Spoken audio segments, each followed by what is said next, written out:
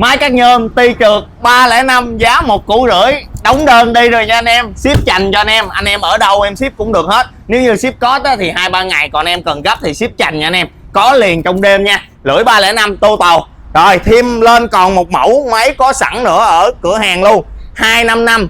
Đây, bản này là bản mới, màu xanh này là màu xanh ô liu nha anh em, mẫu mới luôn, cũng giá 1,5 triệu.